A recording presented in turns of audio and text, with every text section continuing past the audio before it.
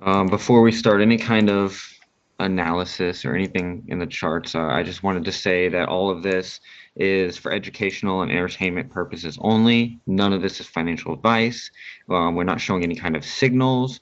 Please, if you're going to put any kind of risk capital on, do your own financial research and understand what it is that you're doing for your own reasons. All of our thoughts and opinions shouldn't be taken for anything else other than entertainment and education. Thank you, guys. Thank you. So I had a lot of people just wanting for me to go through just in general how I analyze the market and how I view it.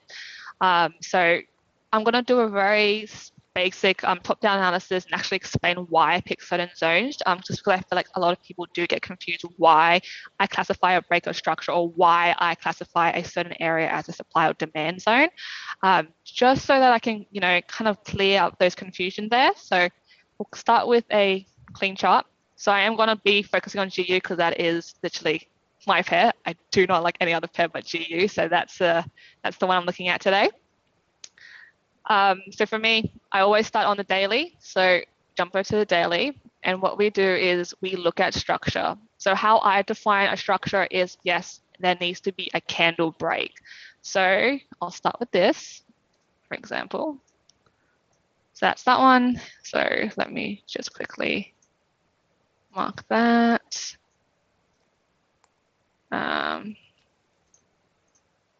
Okay, I'll just move that here. All right, cool. So this is where I would be considering this is a break of structure or a change of character, just simply because this is the higher high, the high that we're looking at. So if price goes up here, that is considered as a break. So for me, this is a break of structure. So what I'll do is do as character.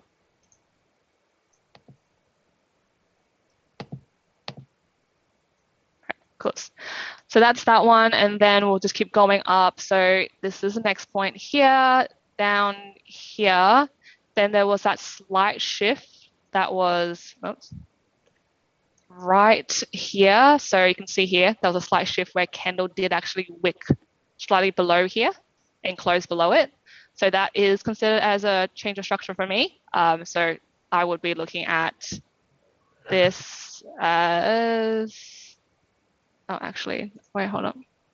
Correction, sorry, ignore me. This is more like it because, yeah, I forgot this is our low point here. So great. So yeah, price finally broke above here.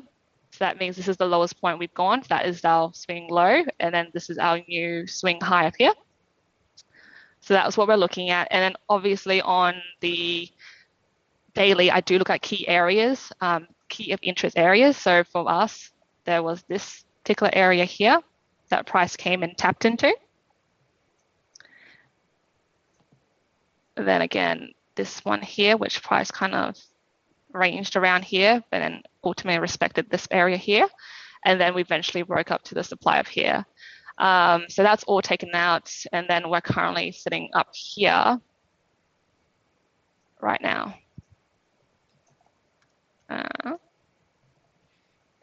Cause where is it? Yeah, I'll do that one. Cause. So it's a little bit messy because it is a daily. Since I do go in a lower time frame, you just have to refine it. So ideally, the whole point of analyzing the higher time frame is to understand ideally what direction you're going to and what the higher time frame is telling you. So for me right now, I know that we have changed character, we had a change of character, then we had a break of structure. So that for me is very confirming that on GU as of this point, the higher time frame is indicating that we are now an uptrend. So demand in this situation is in control because supply is now failing. That's what I see on the daily chart. I'll then go on the 4-hour chart because that is the other time frame I look at. So I do daily, 4-hour, 15-minute, and then 1 minute for my entry. I use the 15-minute to kind of navigate between where the price is in between session, just because I do trade in 1 minute and I only trade for like 4 hours. So I need to use 15-minute to kind of figure out my inter-trade direction, to figure out where I'm going. So again, 4 hours, we'll just quickly mark out structure to understand where we're sitting at. So we know that this is the lowest point here, price broke up, down, down, up, down. Move that out, that there. Cool. So this is what price is at the moment. So you can clearly see that we're now in an uptrend, and you can clearly see that price have respecting these lows. So clearly we're in an uptrend, and if you were drawing that out, they're like demand zone, so they're being respected, and supply each every single time is being taken out. So right now, if we're looking at, because this is the main area we're looking at since it is relevant to price, we have this particular area here, which is the swing. That's massive. So I'll just use the last bullish candle just to refine that a little bit more.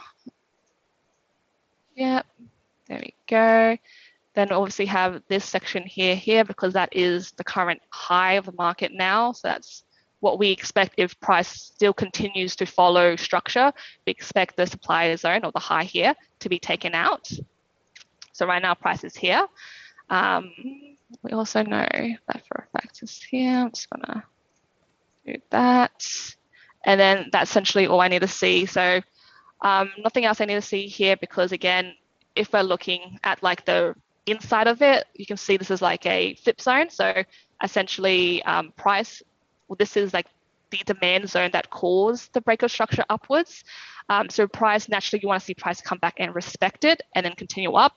It didn't, it came for the extreme instead, and then it's re-respected. So that's perfectly fine. So besides that, right now, this point of time, this is the only supply that's valid, and then demand here, this is the one of interest. Just simply because this is the big move, and this, if you look on the 15-minute, which I'll show you very soon, it broke up here. So you can see that that was where the momentum started before it kind of pushed up. So that's why I would draw this particular area as my demand zone as well. Great.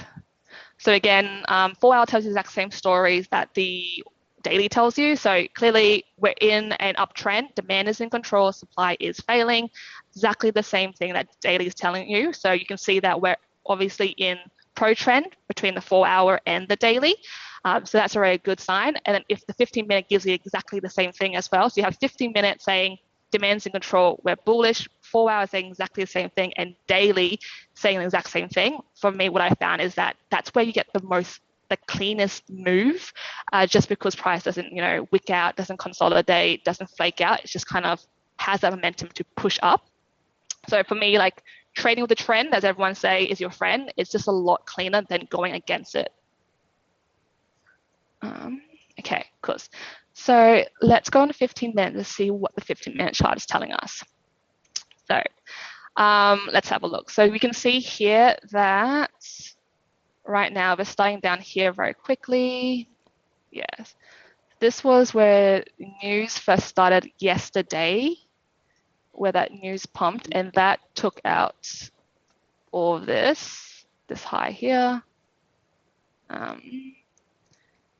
And if you draw structure as well, so it goes like this, and down here, price then broke above here. So I'm just gonna put that there, get rid of this. And then price again broke up here, so that's down. Just set there. Hold up, I'm just gonna mark all of this.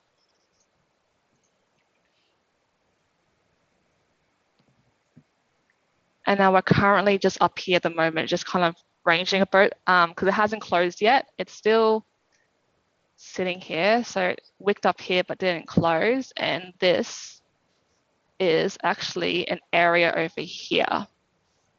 So this area. So the reason why this area is price, why I marked this area is just simply because you can see price took out this like lows here, closed like down here. So it took out like these two lows. And to me, that's just an area, it shows momentum and strength for it to push straight down. If you go back in time, you can see that that's like structure as well. So if you were drawing structure, it's kind of like this, pretty much prices like bullish upwards. So if you are looking at that, you can see that price did break a demand zone here. And then, yes, that means this is a flip zone in question. This is, of course, another flip zone as well, just because price did go down. It's not a strong one because it didn't really break any structure. It kind of just pushed it all the way down to this area here, and price just reacted off it and then eventually failed. There we go. And then, yeah, look, you can see price came back here and just tapped it. So I'll just jump back over here because this is what I need to look at. Okay, cool. Okay, what's that?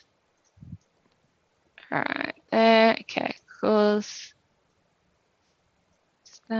Just gonna mark all of these for a moment.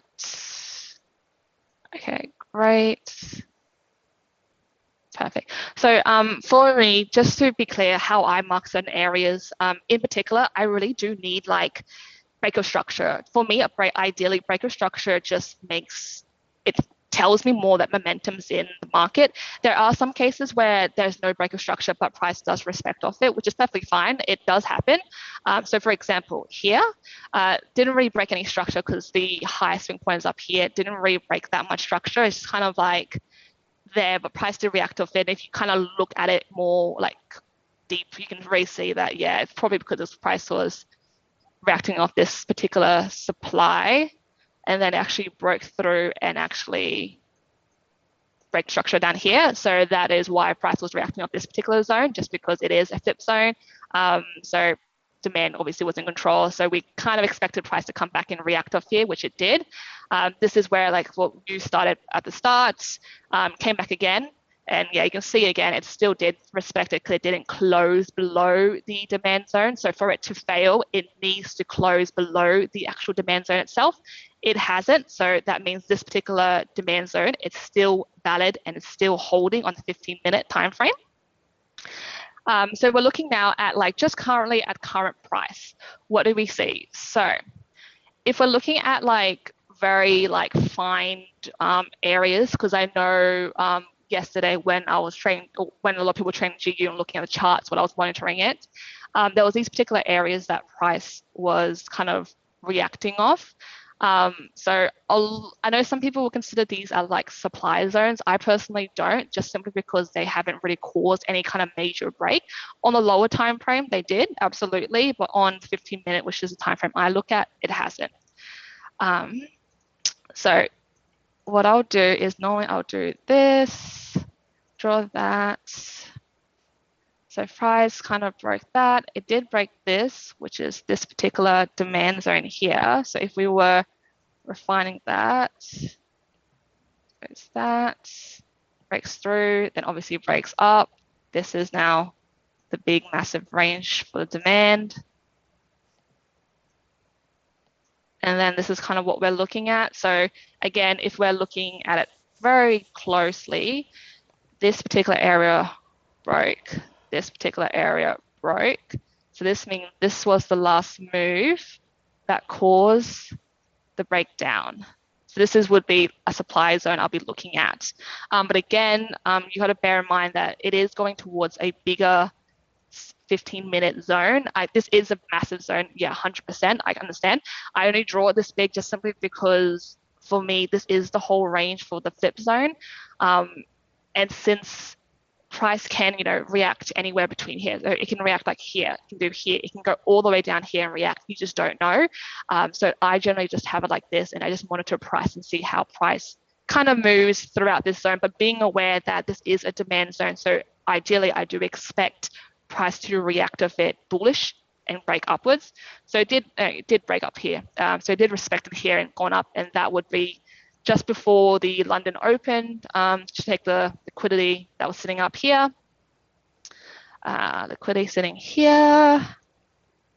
And that would mean this is now a demand zone, which we are now tapping in.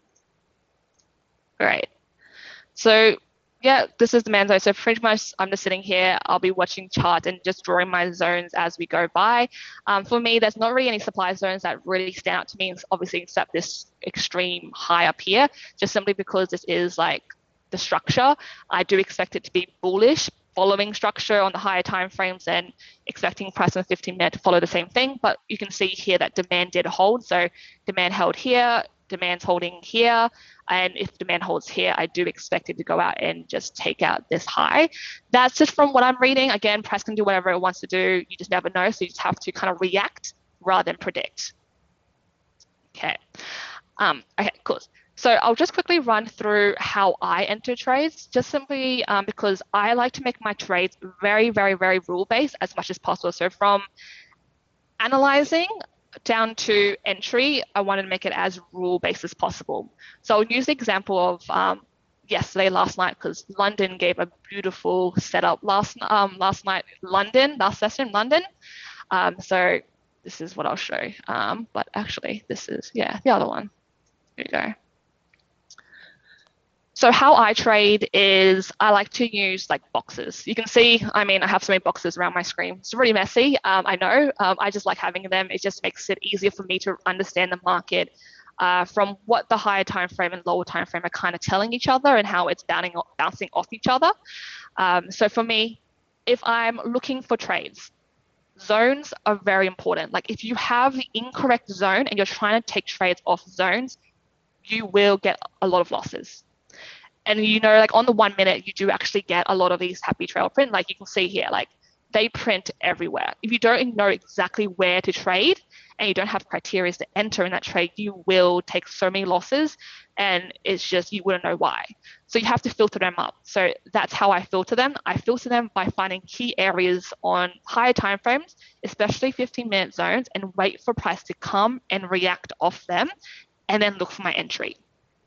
So in this instance for me, here, for example, this was an area that I was looking and I was expecting price to tap in for a while now, just because it was after that big bearish move that GU had running down after the massive news. I knew this area was a key area because it did break a few demand zones. So it was a flip zone of question that I was looking at.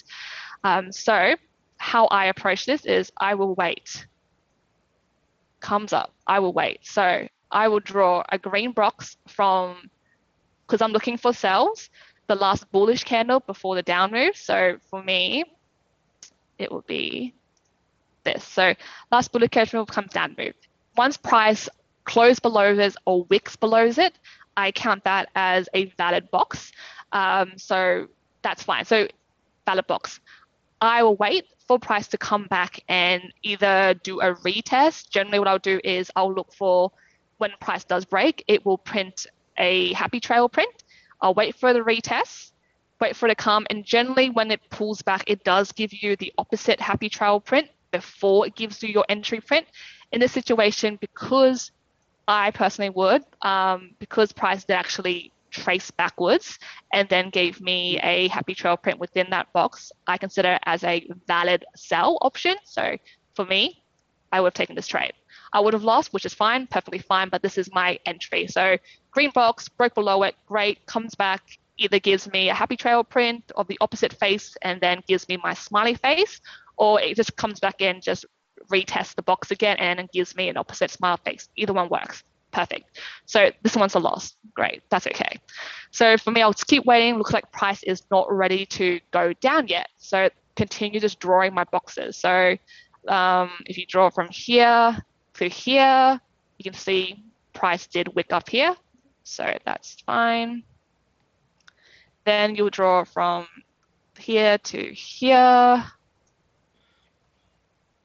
And then you just kind of wait. So price finally did wick below here.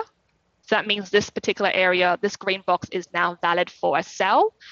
No happy trail has print yet. That's perfectly fine. So as long as we get either a happy trail, so price could have just done like dropped and then gave you like a happy trail print and then pulled back with like a buy happy trail print and then drop with a opposite sad happy trail print, then that's a valid sell. Like I would take that sell because it retraced. In this situation, price didn't do that. Price did kind of just, what it did, it broke out. So it kind of, it broke out, wicked, didn't close, wicked, but it's still valid. It came back and like mitigated or whatever it wanted to do, mitigate this particular area. Then it finally did break 3. For me, that counts as long as it comes back to the box and then comes out again. if there is a happy trail print, I will take that. So in this situation, there's one here. I will use the high of this particular move down. So this is my stop loss placement. And then I will look all the way down here. And I normally go for 2R. Like you generally can take it long, like further. I take it for 2R just simply because for me, I'm more comfortable leaving at 2R. I know that I can trail it, but obviously I don't tend to like to trail it just because I play around with a few things. I'm happy with 2R. It makes sense to me. Generally, I get the highest win rate doing 2R, so I'm perfectly fine with that. So another situation, because like I know explaining it, because this was a little bit more complex, it's just kind of really like if you look at it really closely, it gave you a valid move. But if you were like you completely missed it, it finally broke out, you're just waiting, then what you'll do is I always wait for the opposite happy trail print. So here, then I wait for a sad, and then I enter my entry here. So again, I'll just use that. That was the high of that move there, that big move down. Well, it was a bit weird, but like I noticed that, yeah. And then you can go down and just target your 2R, whatever it is, yeah. So generally, I like to use my 15-minute zone to trade between zones, just simply because I don't like, if you're really close from like a supply and demand zone, it comes to a point where you don't really know what price is going to do next. So I like areas where this is a 15-minute and like this is the demand zone. This is such a big gap that you can actually get a nice move in without it, stopping at any particular area that could cause a reaction. So that's why this is great. Like I wouldn't like if I was looking at this and if it was more like, for example, like something like this, I wouldn't trade it so much just because I need something to fail first and then be valid. But if you get it's completely up to you. Like it comes down to experience and it comes down to how often or how much you trade the market, how you know the pair really well, you can understand what price is doing. And if you know the high time frame as well, you can use that to navigate what price is going to do next.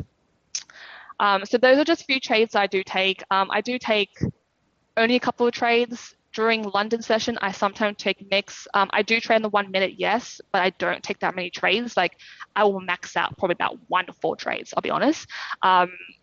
Because yeah, I do wait for like very key areas and can take price to get there for a while. So it just depends on how the market is at that very moment. But yeah, so if I was looking at this particular area and I'm waiting for a valid buy entry, I really need price to, say example, validate this particular green box. So it will have to break above it. If it does a little like this, and then go exact, then that's fine because then this will become my green box. And then I will wait for price to, either give me a opposite smiley face print and then the buy smiley face print, then I'll take it. Or if it just kind of, as example before, it just kind of pulls in here and then gives me a buy straight away, I'll take it. Either one works. That's generally what I'm looking for.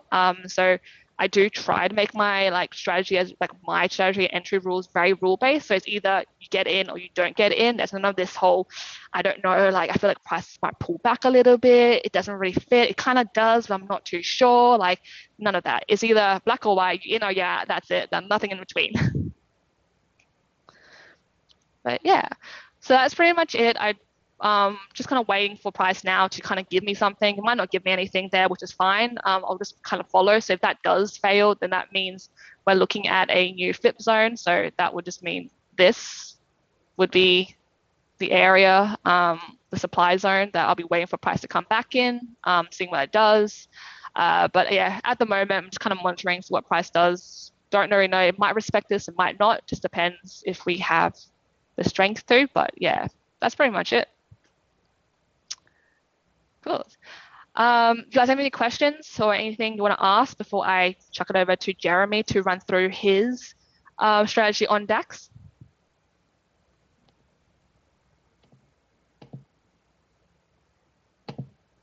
Oops.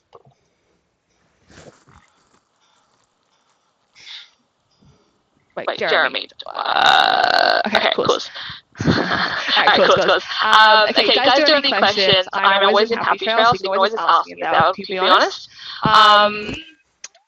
will I take the long? So as I said, if I get my valid entry, yes, I'll take the long. So far, not yet, so I can't take anything. But if I do get a valid entry, yes, I will. I don't use the 1 hour. I just find that 4 hours react better than the 1 hour. It's just from my back testing, my experience. I'm just so used to using daily 4 hour and 15 minute. And generally, because 15 minutes is more important to me than the higher time frame, just simply because I trade on the lower for like 2 hours or 4 hours. So I can't go any higher than that. So generally price won't move that far between, you know, 1 hour to 1 hour. So 15 minutes is more important to me. So you know, drag down when it goes crazy. Wait.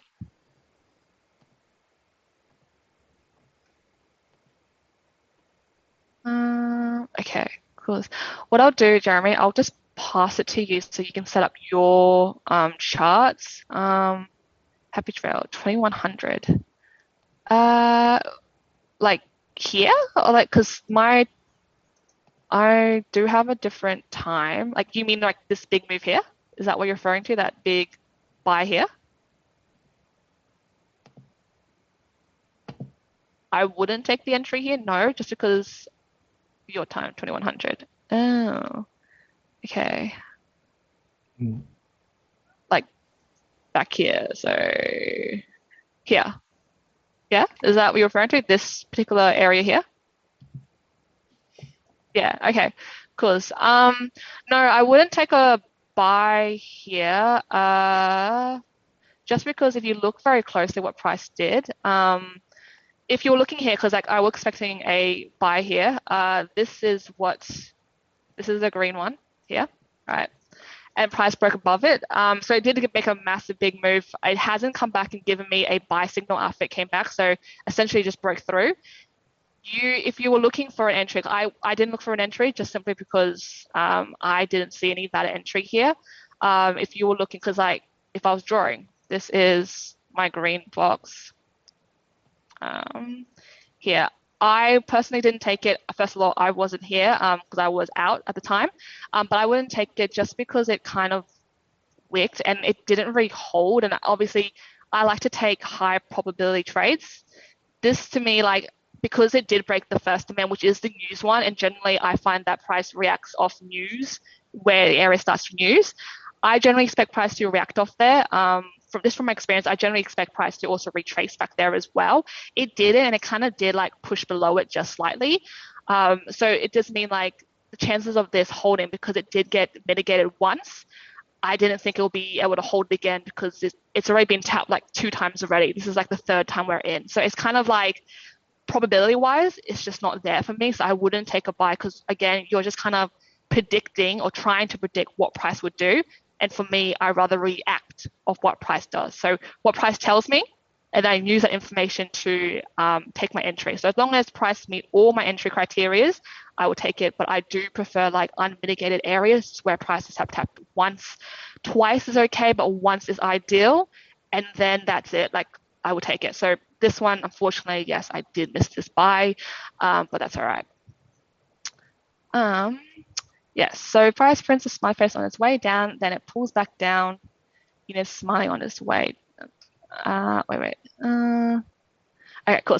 What I'll do is I'm going to pass it over to Jeremy so he can have a chat about what he does, and I'll just answer you guys through the chat. And then if you guys, again, I said, if you guys do have any further questions, I am always in Happy Trail, so just ping me there because that is like my little home. All right, cool. So, Jeremy, yeah, just put your screen up when you're ready. All right. Thank you, Miss Navy. That was very nicely done. So just so you guys know, Jeremy's going to be switching now to like not Happy Trout focus. So if you guys were like, no, and I love Happy Trout, so you sold me on Happy Trout. But if you're those of you guys who are like, hey, I don't really trade Happy Trout, but maybe you came in, if you're in here still and you want to know more, Jeremy's gonna be doing more just like, well, you could correct me actually, Jeremy, but I believe it's going to be more like price action, like pure price action and analysis. So for those of you who maybe kind of get a little confused or aren't ready for like the indicators yet, Although they both trade similar as far as like identifying zones, multi-time frames, and things like that. Miss Navy uses the happy trail indicator as an extra confluence, kind of very similar to like more like my style where I like extra confluences, whereas Jeremy will kind of just strip everything off and just does pure price action. So those of you price action lovers, this is your segment here. Yeah. So my goal is to give a framework of how I see the market that should be universal on any like lower time frame edge. So whatever you guys, any of the indicators you guys want to use, any moving average cross, anything like that, just how to see who is likely in control of the market in the longer term. And that'll help you guys be on the side of the longer term trend, which inherently increases your probability when you're putting bets on. So yeah, I just wanted to kind of show how I see the market, and it's actually very similar to how Navy sees everything. I start on the daily. Let me everything up. So I start on the daily and decide like basically the overall market structure trend or whatever. It's clearly an uptrend. I mean, it's just not really debatable. It's clearly an uptrend. If there's nowhere really to the left reasonably, instead of just scrolling out forever and trying to find an area, I just go up a time frame to see if I'm close to anything really important. We got a supply zone coming up, but I mean, we got quite a distance away from it. Let's see. 71. Yeah, so we got like a 300 point difference. So, I mean, I'm not really worried about it on the shorter term for those 300 points, but it's something to keep in mind that we're in a supply zone on a higher time frame, so it's very likely that at least a pullback can happen anytime now. So, I've kind of given myself the big picture of where price is on the total market, like from getting in on the weeks or whatever. Then I go to the 4 hour and decide where in the market do I want to get in, right? And I love trade continuations way more than reversals, but I'll take a reversal under the right settings. But really what I like to try to do is to find the swing structure on the 4 hour chart, right? The low and the high. Now, I know I'm going to get a lot of like, what about all these lows and highs, right? These things that you can classify for those SMC people out there, change the character. For me, the market has to seriously pull back, and I want to see at least 3 consecutive truly bearish candles in a row. Something like this kind of counts if it's like pauses and then keeps going down. I just want to see an actual retracement, right? Like to me, this is more of a swing than like that would be. I would count this and this as my swing. That's kind of how I see it. I'm sharing the wrong screen. Uh-oh. What do you guys see? I see your screen, We the see 4 hour chart. 4, yeah. Is that right? Yeah. What do you mean there? We see 31. DAX 4 hour. Okay, you might be behind. Like maybe your computer's lagging because I started out on the 1 minute, but I'm on the 4 hour now. Well, we're on the 4 hour. We see the 4 hour. Okay. All right. DAX Yeah, I'm 4 hour. sorry. I see you moving your cursor.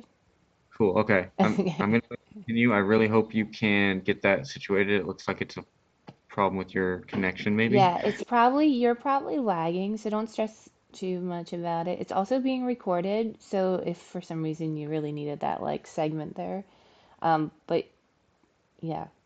So if we had time at the end, we'll have him like jump back through them again, maybe. But I think you might just be having like a slow internet connection because you were fine for me this whole time, and it is recorded. So like I said, just go back through and if you really want to see this, if we can't do it, you can just run through the recording at this point and just watch him go up the time frames. All right. Yeah.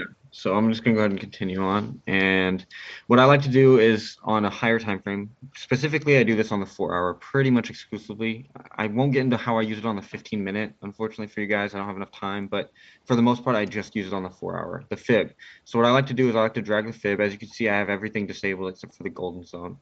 I like to see if the golden zone lines up with another major confluence that agrees with the trend. The support resistance area, demand zone, whatever you want to call it. It's kind of a flip zone, consolidation area, kind of a bullish flag. I mean, you can name it it's a bunch of bullish confluences on top of the fact that it's a golden zone. So I'd mark this zone up.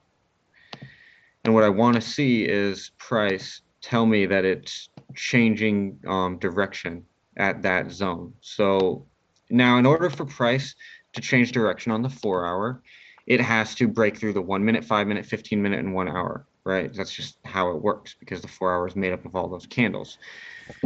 With that in mind, you know that the price has to change what it's doing on each of those time frames. So my plan is to catch the market when it all lines up together. So we have this zone here that price could pull back to. I really like to see extremes and liquidity sweeps. So I really would like to see an entry where it like taps into some of this stuff. And on the 15-minute, I like to see the market change its direction, right? So here we have higher highs and higher lows kind of coming up. We broke that previous high, kind of pulled back, then made a new high, and now it's breaking that low. So supply took over, right? And that's basically a supply zone. That's actually a weekly supply zone. So it's a lot of supply in the market right now. So we can expect a retracement. Now, I'll be honest with you guys. I'm just showing you how I get in the market. Like normally, I'm already thinking that there's no way this is going to hold because it's a weekly supply versus 4-hour demand. So I think it's going to crash right through it, and I'd be looking for something like a pullback of this swing myself. But I just was kind of wanted to give you guys an introduction of how I'm looking as I look down the time frames.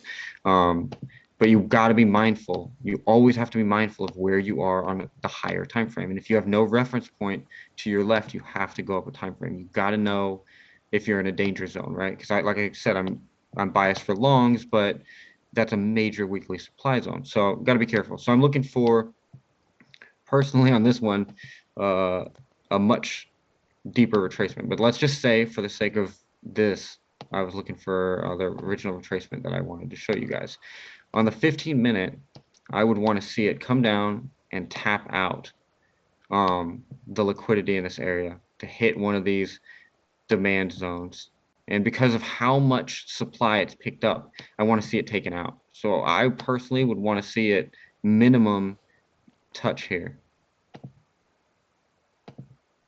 Just because of, again, how much supply has entered the market. It's just not, there's so much liquidity here. So when you got a lot of liquidity here, these are orders that are people's stop losses under these areas.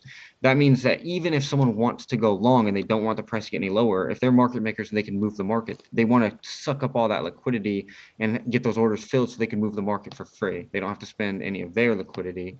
All the liquidity is supplied for them. That's how the market works.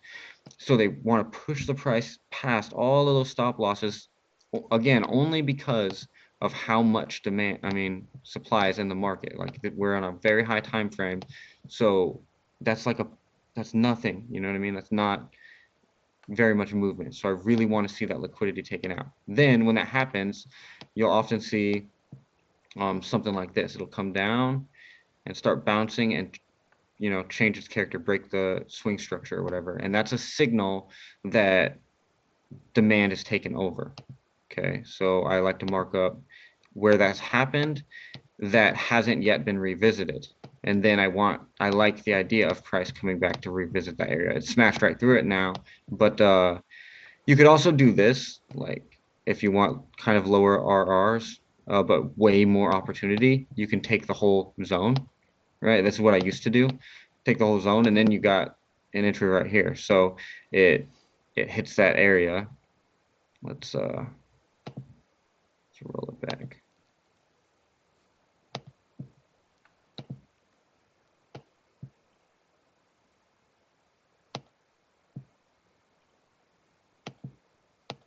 So it hits that area and breaks, right? And it's lining up with the demand area that it happened, right? It's changed structure on the 15-minute. So on the 1 minute, the lowest time frame possible, it has to break through 1 minute structure in order for the 15-minute to change structure. So I want to see it break and then come back at least minimum to the break point. Oops.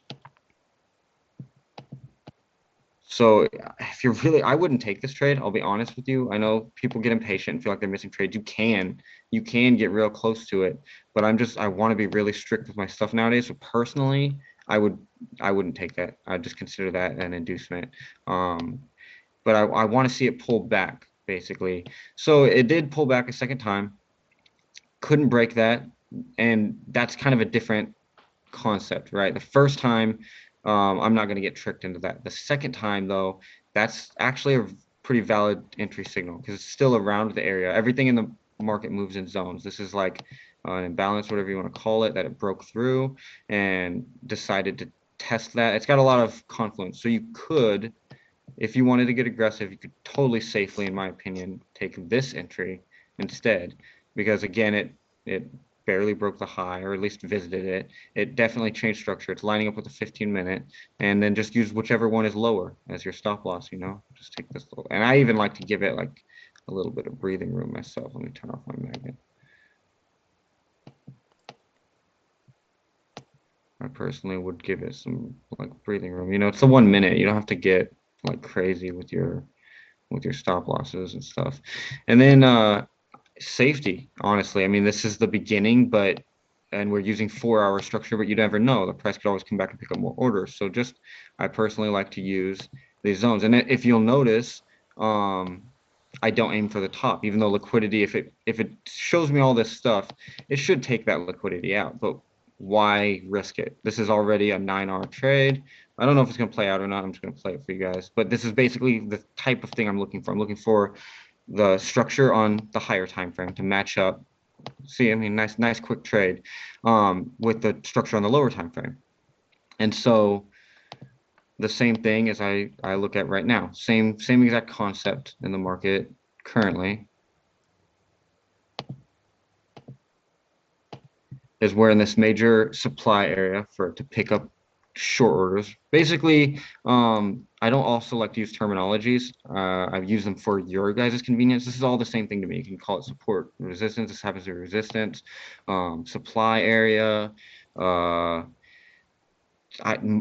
of the market. Doesn't matter. The point is the price is highest point and the price is lowest point on a given time frame before breaking that exact price is all that matters to me. So I want to see a pullback given the fact that we're at that supply zone, and I want to see it deep. So personally, since we're hitting a supply zone on the weekly, you can go down a time frame and use that time frame as your pullback zone. So right now, I'm looking for shorts until it pulls back to this zone, basically on the very low time frame. And once it gets near this area, I would only start looking for longs. Now, how I go about using the shorts is it's broken the structure on the 4-hour, confirming that daily pullback is starting, basically, or showing me the strongest of evidence that it is. Nothing is confirmed in the market ever, but I have strong evidence that the market's reversed. Now, once structure breaks, you have to remember there's all these bulls in the market. I'm not going to get impatient. There's no reason to just think, oh, let me get down and find the biggest bearish candle I can find and get in the market. Like right now, like taking this huge 4-hour stop loss. Even if you're a 4-hour trader, honestly, in my opinion, there's no reason to just FOMO it in on that giant candle. The market is broke structure. Bulls aren't just going to give up. They're going to want the structure to come back, right? They're going to try to push up and break that high. They're not just going to give up. So I want to see the market pull back to near where the break has happened. I want to see it pull back to this area. And then on the 1 minute, so on the 15-minute, it needs to pull back. And then on the 1 minute, I want to see it start breaking structure back into my direction. So what that tells me is the pullback is initiated on a 15-minute from a 4-hour break. So it's kind of, in a way, a 4-hour pullback, even though it's still bullish on the 4-hour. It has broken some structure there. So it shows me that bears are probably in control on the 4-hour right now. We're going to have a retracement a little bit, but on the lower time frame, it has to pick up orders to do that. So it's going to come back on the 15-minute and get to this area. Once it's picked up enough orders, in order for the 15-minute to continue, the 1 minute has to continue. So what I'd like to see is the 1 minute come up here and take out some of this liquidity, fill some of these orders somewhere in this area, maybe. You guys can call this an imbalance or whatever you want to call it, but an area that supply really took over, or right at the candle that caused it, But if you do something like this, you want to be strict. If you decide I'll take this whole area, take that whole area every time. If you decide I want to take just the candle, only take the candle. Don't get impatient and take the area. You have to stick to something consistently at first so that you really know what you're doing. Now, once all that's lined up and the 1 minute has engaged in that direction. So for example, it'll come up and let me draw some arrows. Right, it'll do its thing.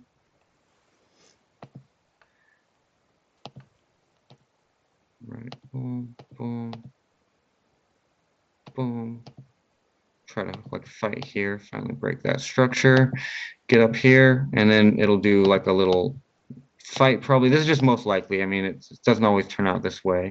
It'll like kind of trick you. I don't, there's internal break of structures as a lot of SMC traders call them. They don't matter to me on the 1 minute. I want the swing, the actual like swing structure broken. So I want to see again a reasonable enough pullback or a liquidity grab of a change of structure. And then boom, when the break of structure has initiated, oops, let me turn this stuff off.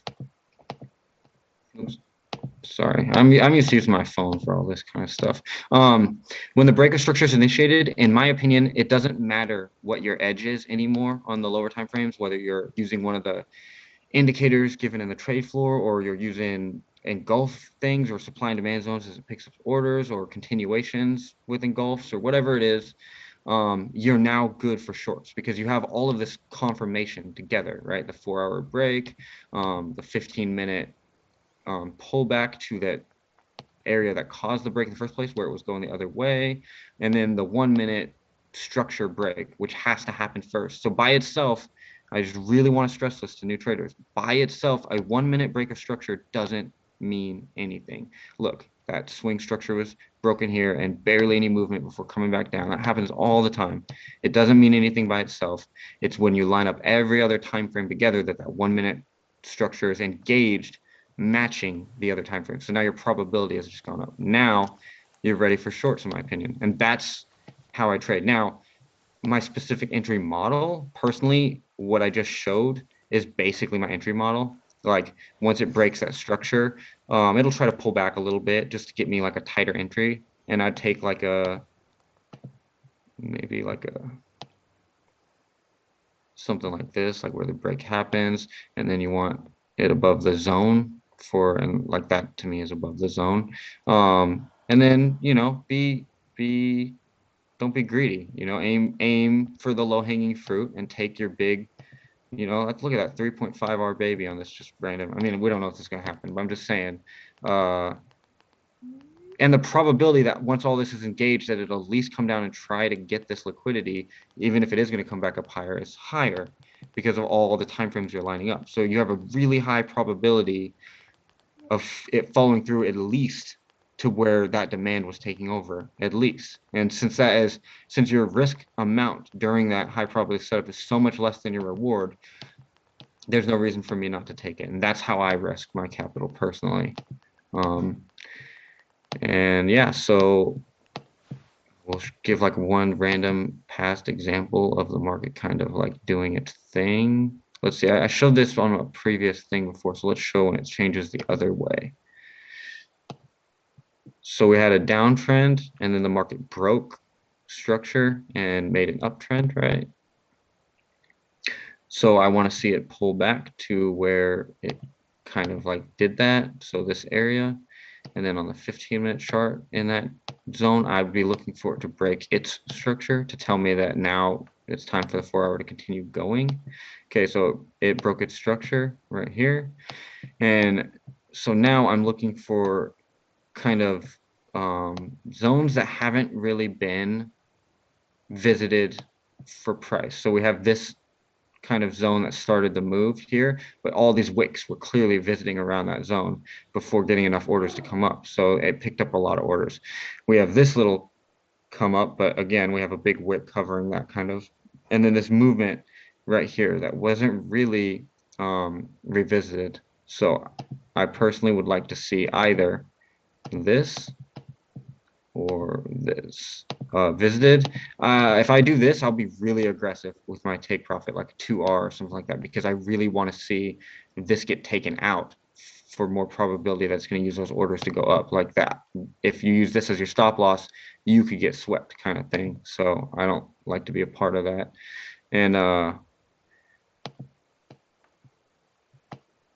every time price breaks a high, I will keep an eye on that zone. Now, I don't like to use these markups. I kind of am just using them for you guys.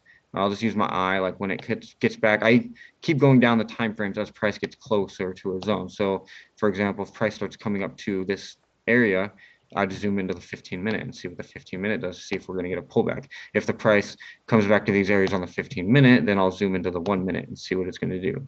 Basically, is what I'm just lining it all up. Okay, so price is now into a zone, right? So I would go in the 1-minute. I kind of played it way too fast. Let's actually watch it hit the zone. So it's hit the zone, took out liquidity because this should be below the zone, right? So liquidity has been swept. That's a really good sign if it continues in my direction, because that means it picked up all those stop losses that could be around that area. And okay, so we have a structure break. You can either count this or this. Since that didn't break that high before and then visited it, I still like it's this to this to me, but you can use that. Either way, it broke the structure.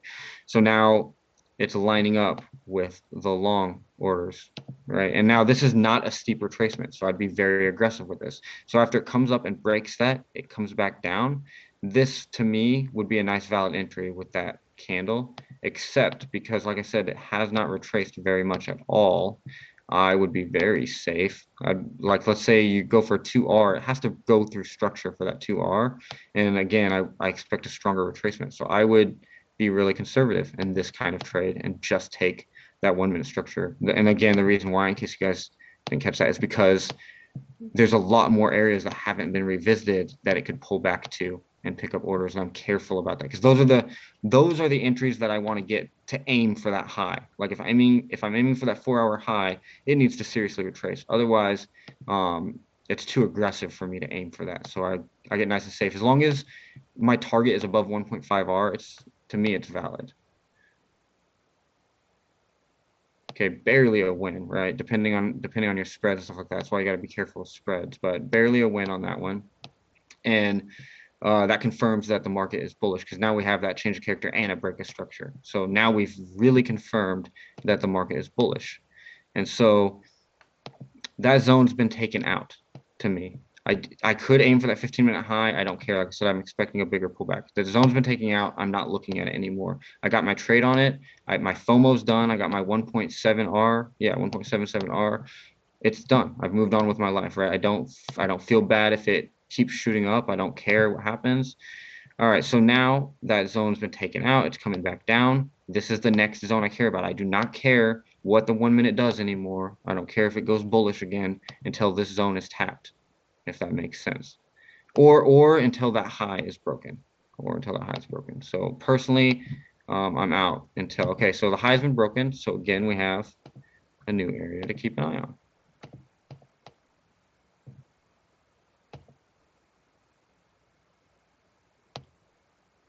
And so on and so forth until 4-hour structure gets broken, right? And then I could start looking for reversals and stuff like that because after structure gets broken, a pullback happens. I feel like I'm covering this concept enough now. I've given a few examples. You guys kind of get the idea. Does anyone have any specific questions about this kind of stuff or about anything in particular? Oh yeah, for sure. My ultimate goal, since I actually didn't really get to show you guys an example, my ultimate goal is to catch. Let's see if I can. I'm going to cheat a little bit and go back to where a leg is formed on purpose to kind of show how I would catch it though in the market. So I want to see at least a 50% retracement on the higher time frame. I don't really like 38% retracements. Okay, so we had gosh, I need to put this down to ×3. Sorry, guys. So once we get that retracement, again, I want all this to line up. My goal is to catch the 4-hour legs. Oh my gosh, that's atrociously slow. Okay, so it hits that area. Okay, we kind of have like structure forming here. We have a low, kind of a high. Don't really. I want to make sure, so I want to see that kind of broken because that's weak. If it like bounced and then broke it like that bounce, I'd be a little more aggressive, but it's just kind of fighting it. So once it actually breaks that, then we've confirmed, right, that it's a high. So you could, it moves faster than I can keep up with. Let's get it to right where it breaks. But times 3 is slower. It's like too slow for me to explain to you guys. So, okay, it broke. So you can kind of look for that zone where it broke and for price to revisit it. And change character. Okay, so characters kind of changed here and it's lined up with your thesis. You could kind of, oh, that was what I was looking at earlier. Yeah, it just kind of didn't pull back. Okay, well, what I like to see, I guess that's why I missed this leg. What I like to see is for the leg to pull back and kind of take this out. So let's just say hypothetically that happened just to show you guys how I would do this in the real world. I would want that to get taken out. And then when it comes back up and changes its character on the 1 minute, because it's taken that out and then continued to show me that it's bullish, I would use this new zone that is created.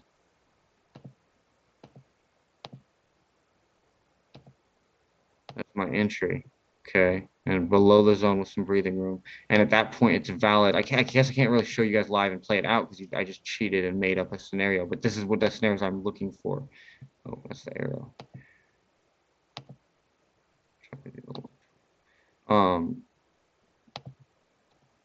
Where'd it go? Sorry. Just teeny tiny.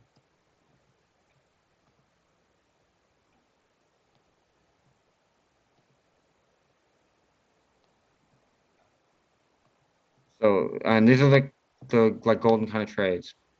And I actually picked something up from another trader about instead of setting your stop to break even, taking a small size off to cover the cost of the trade at a certain R. I like to do that with a little bit of profit. So I like doing that. But anyway, it looks something like this. I'd enter on the 1 minute when all that stuff lined up, and then I'd aim for the 4-hour structure when all of the other time frame stuff aligned.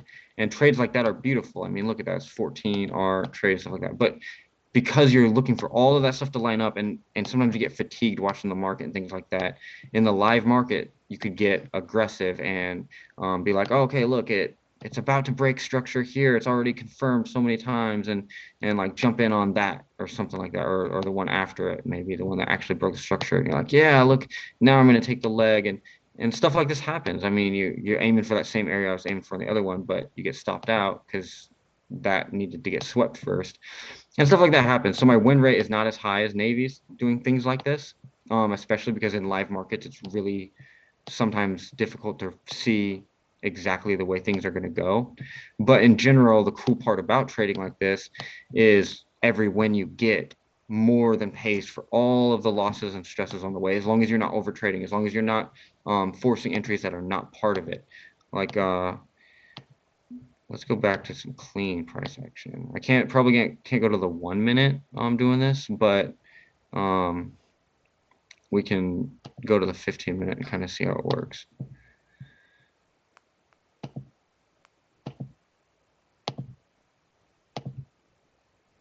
And then this will be my last example of this specific type of thing because I don't want to beat a dead horse. Oh, well, that one didn't even, oh, there we go, I guess, but not really.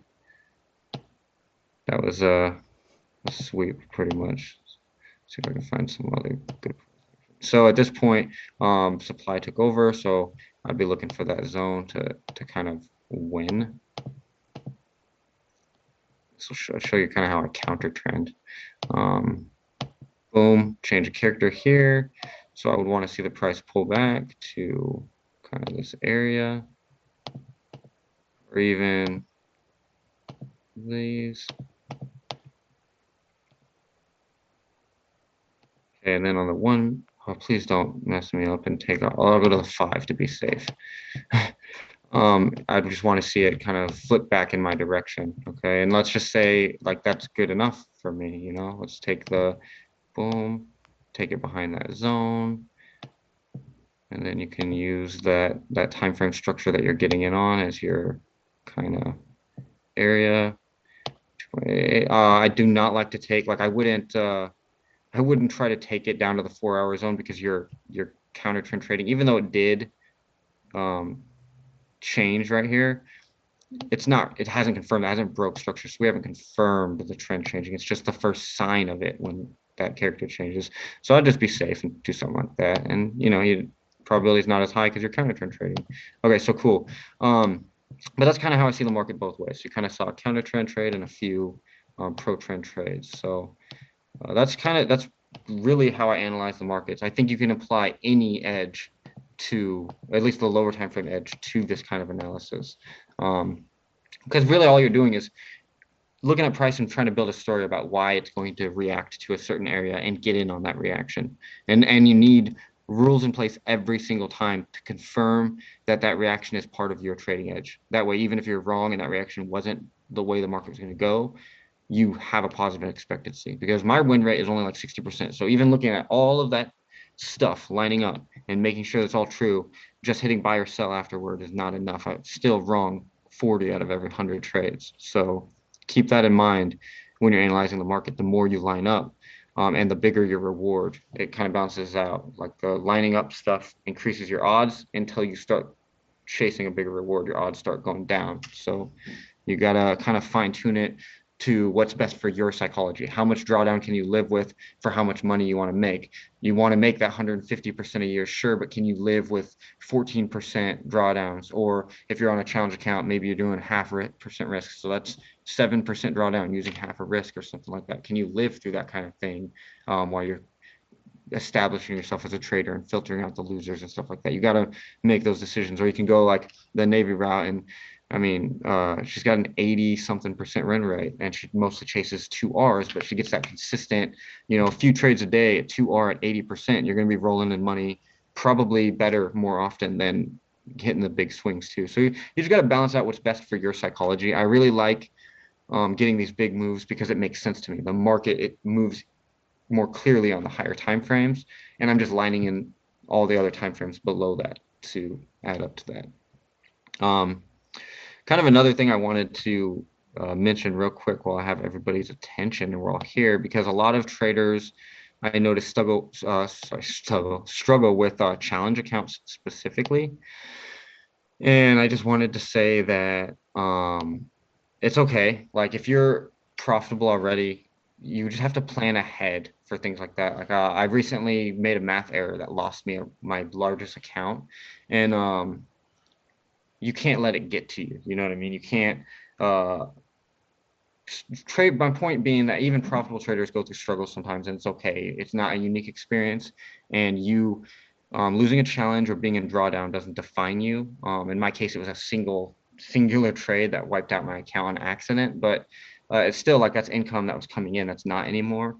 But as a profitable trader, I planned ahead for these kind of things, and I had plans in place so that it wouldn't affect me. So you got to do things like that. But I just want to let everyone know that uh, good or bad, using market analysis and all that, every once in a while something can go wrong in your trading career, and it's okay. It doesn't define you as a trader, and don't let it affect your life or your happiness or anything like that. I just want to touch on that while I have a bunch of people here on live. Yeah. Because like what defines you as a trader, I would say, is how you bounce back from a loss. Because to be honest, we traders, we go through ups and downs a lot. Especially when you start out, you know, you're going through some struggles, trying to get like consistency, and then you know, once you get there, you try to like maintain your accounts and all of that. There's always going to be like ups and downs. It's just how you overcome it. That's what defines you. Yep, agree. Yeah. But yeah, it's kind of like a little rundown of how we trade. Like we would go in like in deep, but like we don't have that much time like in the world to do that. Yeah. But it's kind of, as I said, you guys can really catch us in Happy Trail. Like I like to make my strategy very rule based, and like once you're really experienced about like reading the market and you know really what to do in certain circumstances, you can change it. Like there are like so many different ways for you to enter a one specific trade.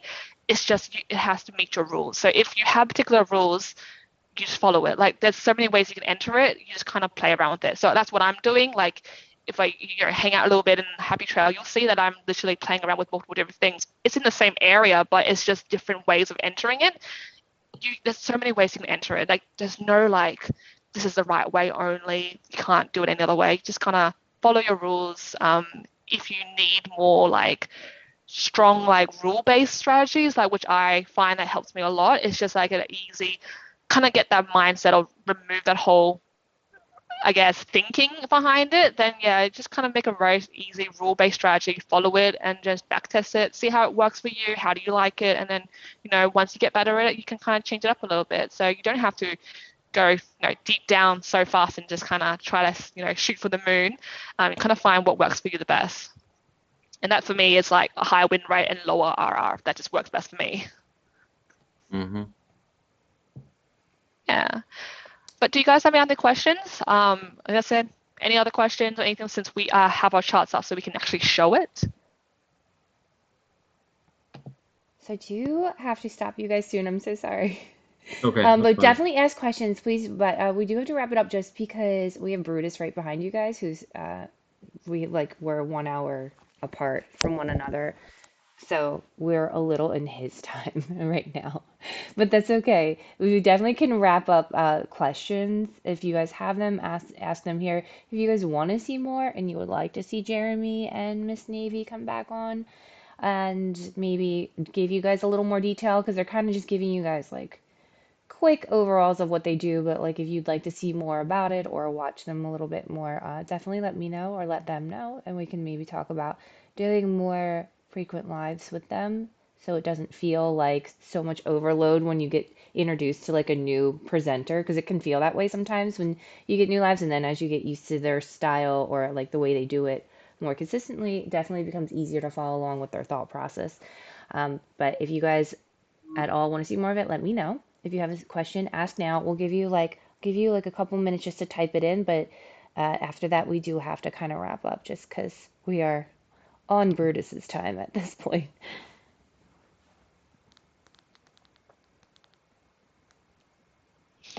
So Yeah, that's all good. it looks like a Miss Navy. So could you show a flip zone entry? Uh, you guys would have to Yeah. switch screens. Yeah, okay, so While she gets that up, you just have to stop sharing, Jeremy. There you go. And then Miss Navy, if you just share your screen. Share. Yes, give me a second. I totally got While this. while she does that, though, just so you know, the flip zone is just when your support, like say for hypothetically, she'll show it so you guys all understand better, but while she does it, I'll explain it. It's just basically when you're, like say you have a zone you mark up and it's a support area, like it's at the bottom of your price. And then price breaks through that level or zone or support that you drew, and then it comes back up to retest it, that becomes your now new resistance. So that's kind of the idea of a flip zone. Yeah. It's just a fancy word of just saying that, honestly. So yeah. It's a shorter version of Um, saying it, which honestly, I'm not a big pretty fan much. of some of these terms that they come up with because they just like, they're always changing them and I'm old school. But flip zone, I was like, what is that? And I was like, that's kind of a fun term and I may actually steal Yeah. that. So, but yeah. Yeah. Let me see if I can find like a relevant one because some of the flip zones I actually haven't been respected. Because like GU's PA is kind of a bit messy because it's kind of breaking like up and down on the 15 minutes. So it is kind of very chaotic at the moment. So it is messy. Like I would say like the most obvious one that Price has respected would be where is it? Where is it? Where is it? Yeah, this one here. It would be like that nice trade that we had like a couple of nights ago on GU. Like this one here. Hmm. This pretty much would be a nice flip zone, I would say. There is probably another one. I just completely missed it, but that's all right. So it's again, I'll just draw my box. easy one. So box here, this is like the last, opposite candle, so last down candle before the up move. So that will be my little area here. I'll wait for price to validate that. So it has, and I just kind of just wait. So it turns out like price normally does react here, but it didn't. So it kind of gave me the entry here. So two opposite smiley. So that's a retracement. Fantastic. Here we go. Put your stop loss just above the high, and then you just target your normal for me 2R. So that's pretty much just it. It's just that, yeah, it's pretty much the same like rules for how you enter. It's just looking for zones that price has shown some kind of respect to, or shows potentially could respect in the future, and you just sit there and wait. So the reason why I like Happy Trail is it stops you from entering too early, or stops you from entering into a failed zone. So it saves you with a lot of losses. But yeah, it's just gotta pick your zone to find it. But right now, GUSPA is kind of messy. It's chalked down to the bottom, and now we're kind of just ranging between here until either breaks up or down to confirm the trend we're in. But yeah, that's pretty much it. It's not, yeah, like, I mean, as I said, I'm always in Happy Trail. If you need, I can just literally chat in there and show like charts in there as well. But yeah, that's the flip zone. Thank you. You're welcome. All right, of course. I don't think there's much. Sorry, missed recording. I don't think if there's any other last like minute questions. If not, then this is recorded. Guys, give me a little bit to get it up because Brutus does have to come in right behind us on our Zoom, so it might take a minute to convert everything. But otherwise, it will go up probably within the next hour or so. It will be in the live recordings if you did miss it. And thank you very much, Jeremy. Thank you very much, Miss Needy, for sharing what you guys are doing. And it looks like some people already are voting to bring you guys back. So we'll have some discussions. We'll be in some talks about when we can bring you guys back. Preferably not 3 a.m. for me, but we'll see what we can do. All right, you guys, thank you very much for sharing. Thank you guys for joining us, and have a good day. Well, I guess if there's anything else, let us know. More All lives, right. please. Thank All you, right, yes. Christy. All right. Yes. All right, we'll talk about it, you guys. So, all right. Thank you very much, you guys. Have a good day. We'll see you guys later. Bye, guys. Thanks for joining. Later. Thank you, guys. Recording stopped. Okay, so do I just what do I do now, Christy? So you're gonna end the meeting because you're the host. So once you Okay, hit end meeting, everybody just disappears. awesome. Okay, here we go.